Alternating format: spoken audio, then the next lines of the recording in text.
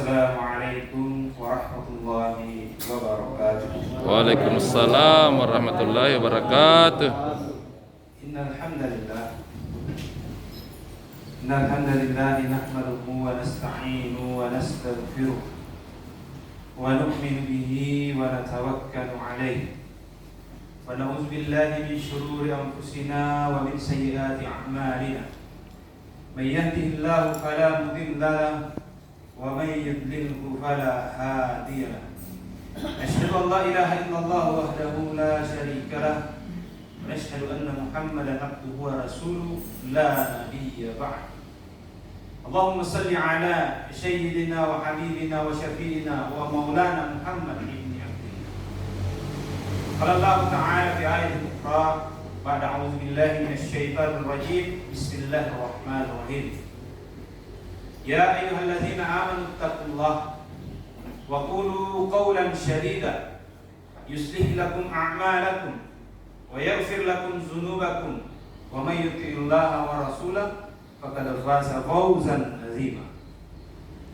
Wa qala aidan wa man ahsanu qawlan mimman da'a ila Allah wa amila salihan wa qala innani minal muslimin. Kata Nabi sallallahu alaihi wasallam, ad-dunya khuliqat lakum wa antum khuliqtum lil akhirah.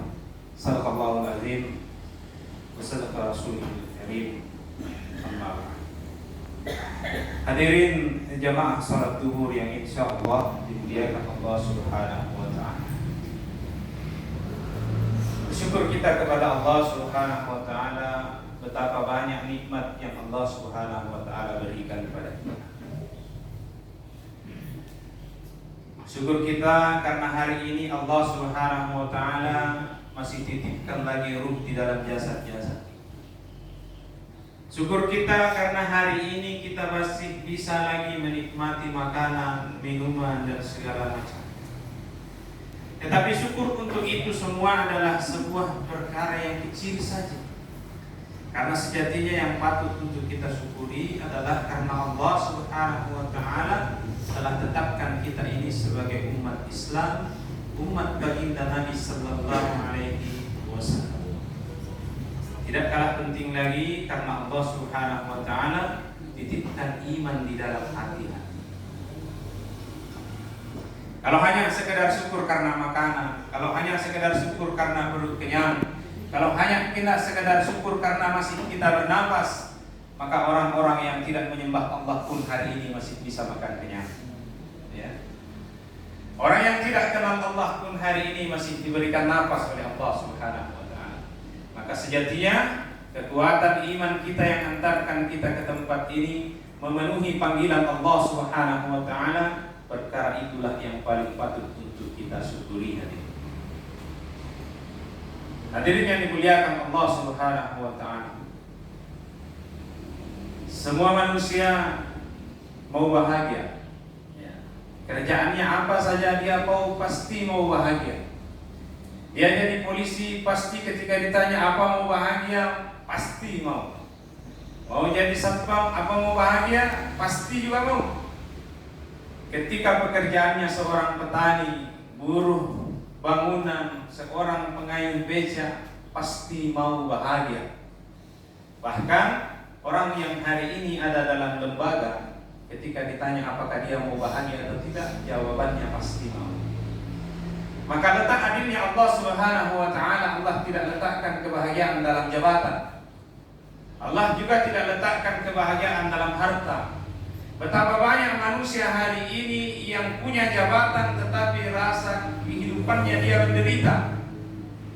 Buktinya berapa banyak orang punya jabatan malah berujung di penjara, bahkan berujung pada gantung diri karena stres. Karena apa? Dia tidak rasakan bahagia. Orang juga berpikir nanti kalau saya punya istri yang cantik saya bahagia. Tidak. Bukan jaminan itu Pak. Kita punya istri cantik kita bahagia.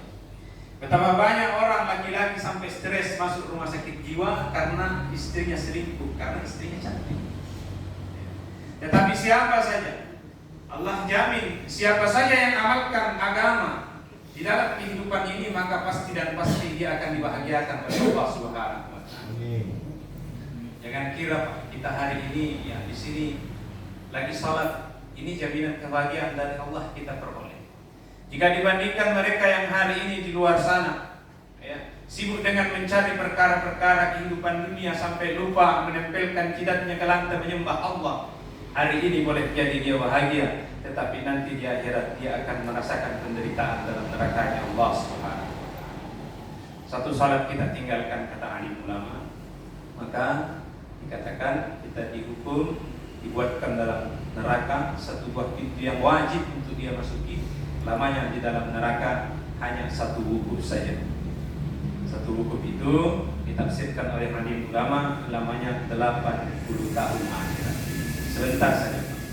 Dan hukuman paling rendah menurut apa yang disampaikan oleh orang tua kita, para ustaz-ustaz kita di dalam neraka adalah dipakaikan sendal yang terbuat dari bara neraka. Ketika dipakai sendal mendidih otak di kepala.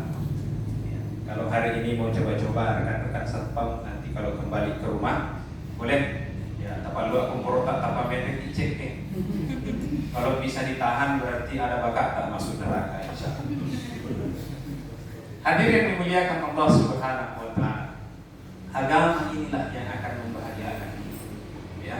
Maka kita niatkan dalam hati bagaimana agar amal-amal agama bisa wujud dalam kehidupan kita.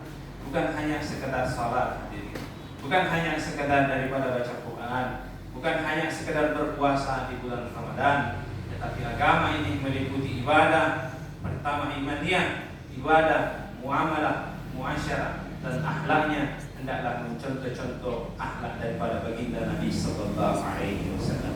Hari ini banyak orang yang di luar sana kelihatannya beragama, penampilannya agamais, tetapi sama sekali akhlaknya jauh berbeda dengan akhlak baginda Nabi sallallahu alaihi wasallam.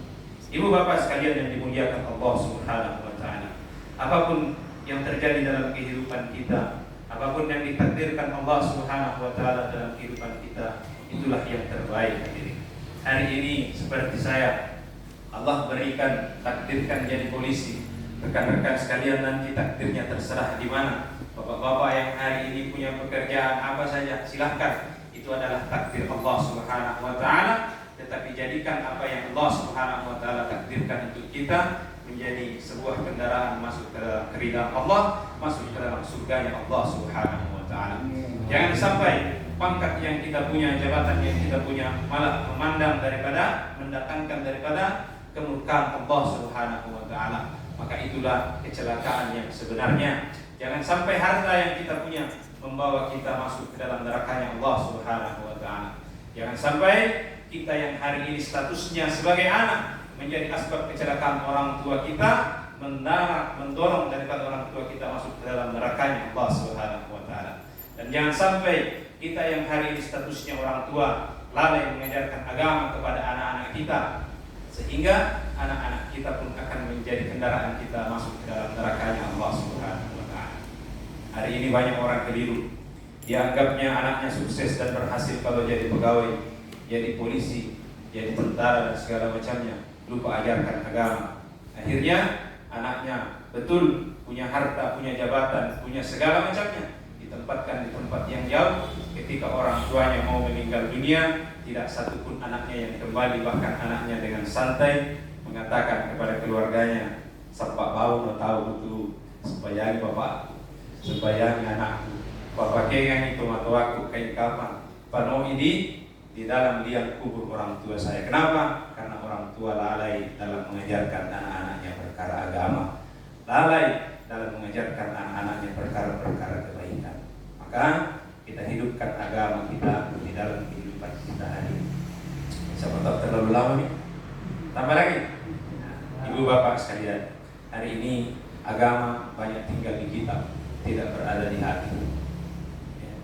Agama banyak tinggal di kita, tertinggal di tulisan-tulisan, tertinggal di orang-orang pandai, ya, tidak ada di hati. Sehingga ketika amal agama kita tinggalkan, hati tidak sakit. Hari ini yang ada di hati adalah perkara-perkara dunia. Ketika istri sakit, hati kita sakit. Ketika mobil tergores, hati kita tergores. Tetapi hari ini ketika anak kita tidak salat, hati kita kadang tidak tergores. Ketika istri kita di rumah tidak salat, tidak tahu mengaji dan segala macam, kita tidak pernah merisaukan itu semua. Maka mari letakkan agama dalam hati, bukan hanya dalam buku-buku agama saja. Letakkan agama dalam akhlak-akhlak dan kehidupan kita sehari-hari, sehingga kita nanti akan menjadi orang yang sukses. Bukan hanya sukses di dunia, tapi juga nantinya akan menjadi orang yang sukses di akhirat. Kenapa? Karena kembali lagi di awal daripada tausiah saya sampaikan, ad-dunya khuliqat lakum wa antum khuliqtum lil akhirah.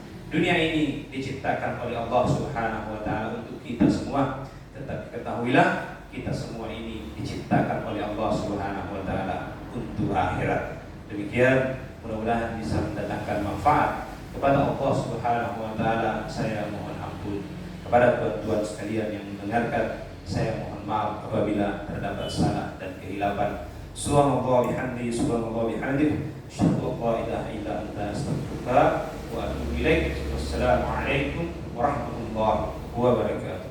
Waalaikumsalam warahmatullahi wabarakatuh.